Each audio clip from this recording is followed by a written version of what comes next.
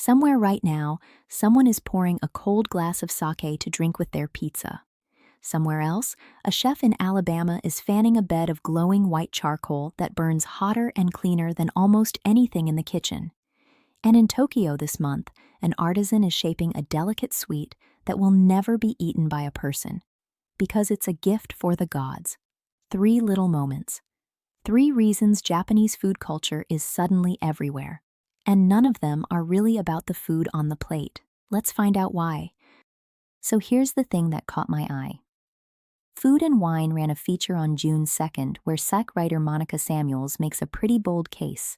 That steak doesn't just belong next to sushi. She pairs it with Caesar salad, with bagels and lox, with pizza, with tapas. And her argument isn't "trust me, it works." It's chemistry.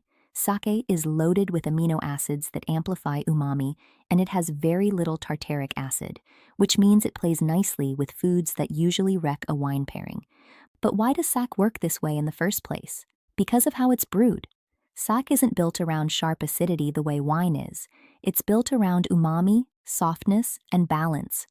For centuries in Japan, sake wasn't reserved for one dish. It sat alongside simmered vegetables, salted and preserved fish, pickles, seasonal everything. Japanese brewing logic was never asking, "What's the rule?" It was asking, "What brings out the savory depth in this meal?"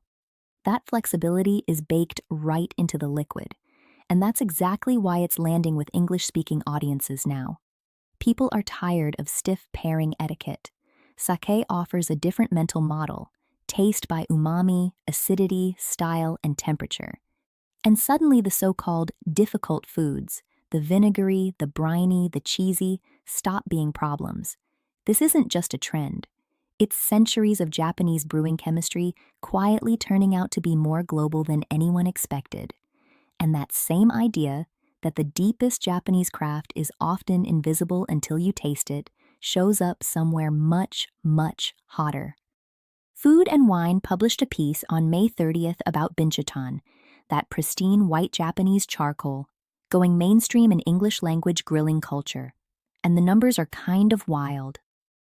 Binchotan is roughly 95% pure carbon, and it burns evenly for 4 to 6 hours. Chefs in Birmingham, Alabama are now firing it up for yakitori-style chicken skewers and roast duck. Now, why does this charcoal even exist? Binchotan traces back to Edo period Japan, to a charcoal craft that was refined over generations. It's central to high-level yakitori and konro grilling for a reason. Japanese cooking has always treated heat itself as an ingredient, not just hot or not hot, but clean heat. Steady heat you can read and control. Making Binchotan is slow, exacting work, and the whole point is to give a cook total command over the fire. In that world, the charcoal isn't a detail, it's the technique. And here's why it's resonating right now.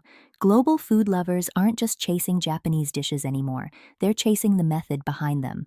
When a chef in Alabama chooses Binchotan, they're not buying a recipe, they're buying centuries of craft about controlling heat. This isn't just a trend, it's Japanese food culture spreading through process and patience, not just through ingredients. But craft in Japan isn't only about feeding people. Sometimes the most meaningful food is the food nobody's meant to eat at all.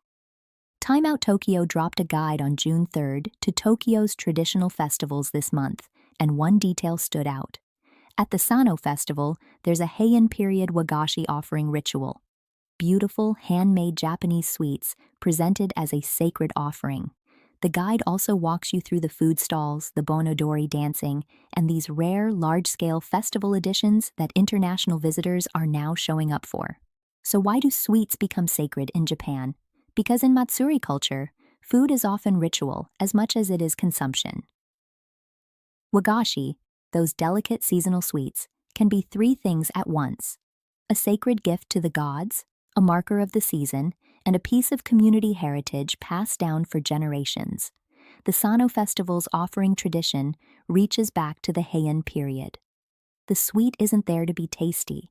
It's there to mean something, to say thank you, to mark a moment in time, to connect a community to something larger than itself. And that's the part travelers are falling for. Everyone films the festival food stalls, and those are wonderful. But the real story international audiences are discovering is the offering, the gift, the ritual. It reframes festival food entirely. This isn't just a trend. It's a reminder that in Japan, the most meaningful food on the table was never meant for us.